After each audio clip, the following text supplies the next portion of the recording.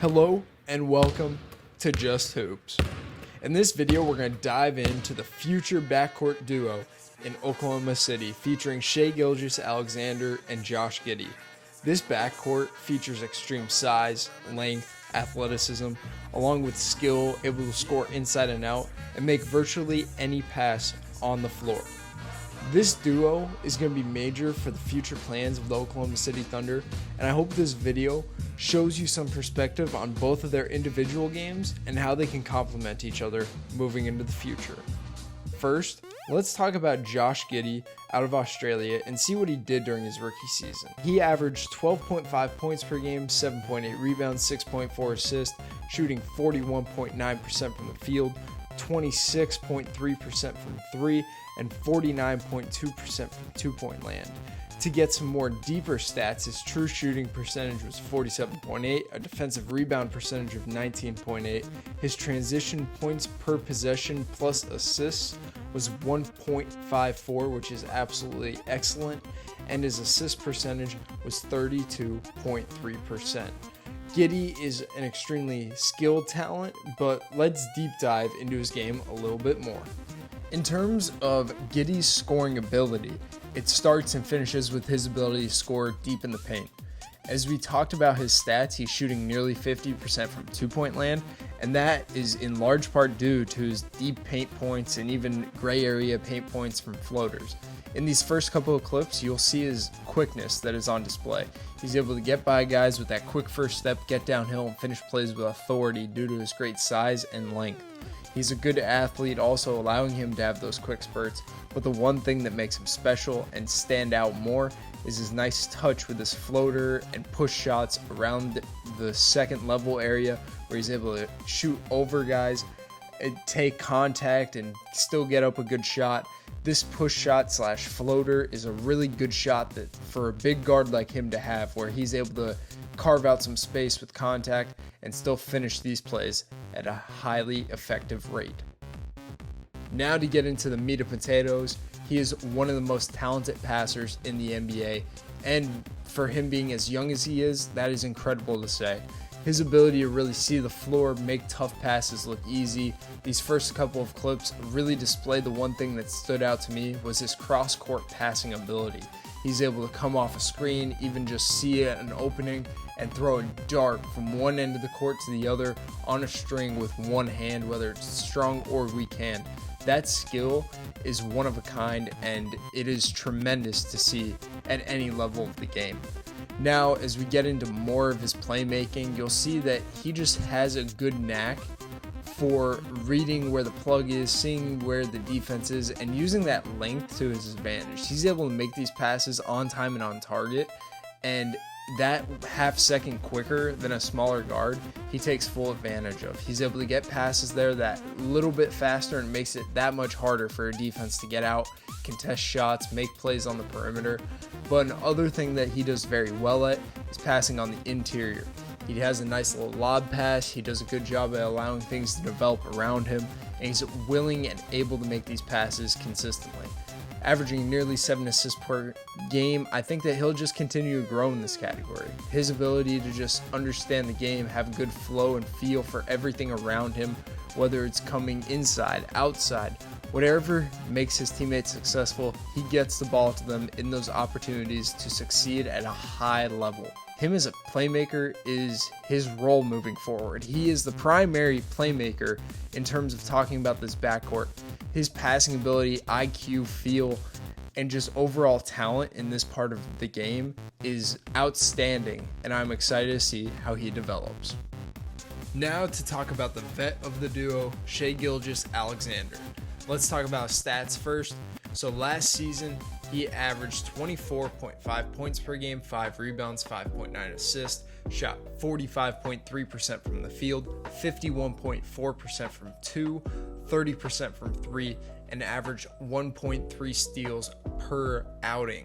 Now to get the deeper stats and more advanced stats, His points per possession plus assist was 1.261. His transition points per possession plus assist was 1.45. His true shooting percentage was 55.7%, assist percentage of 31.1, and win shares out of 48 games was 0.113, above the league average of 0.100. Shai Gilgeous-Alexander is one of the most young and exciting guards in today's game, and now let's dive into the smooth game of Shai. Shai's tendencies as a playmaker and passer are a lot different than Giddey's.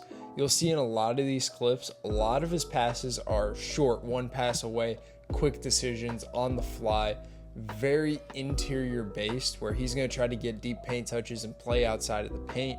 And he is a tremendous pocket passer if you want to break down the skill more. His ability to find his teammates on the short roll, on the dive, hitting them with that nice little bounce pass is one of a kind. It's truly tremendous, and that pass could lead to rotation and lead to the next pass and lead to just really good offense. Another thing that Shai does very well is he has the ability to pass with either hand, but he initiates and attacks the defense. That ability to attack the defense and draw them toward him or make them make a decision is part of why he's such a high-level playmaker. His patience and ability to make these quick time decisions once the defense makes theirs is why he is so good. He allows the defense to make the decisions for him while on the floor and just is so smooth and in control of everything around him as a player with his persona and just dominance, is that it allows him to flourish as a passer also. Now let's dive into the primary thing that Shai does at a high level, is that he is a scoring machine. His ability to score inside and out is one of the best in basketball with his 6'6" frame, his ability to really get downhill, play off the bounce. He has a tremendous dribble package, his ability to cross and change directions and always have control of the ball in his hands is one of a kind at his size and with his length. But the thing after that is that he uses that same length and athletic ability to finish with extended reach through and around defenders. He's not that great with contact yet, but that reach and ability to extend around the defense makes a lot of tough finishes look easy. Now, another thing though is that his jump shot has been a huge progression throughout his career. Now he's very comfortable at shooting from 15, 10 feet, pulling up, and that same handle that we talked about in terms of him getting downhill and finishing is even more predominant when it comes to scoring in the second level.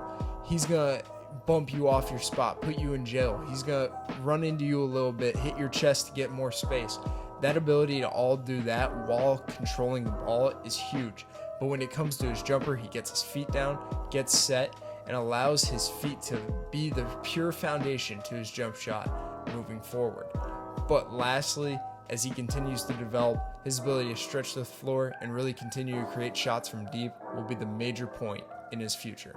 But now it's time to look at the projection for this duo in the future for the Oklahoma City Thunder. In 41 games together, the duo averaged 49.5 points per game, 10.8 assists, 3.9 steals, shooting just over 40% from the field and 30% from three.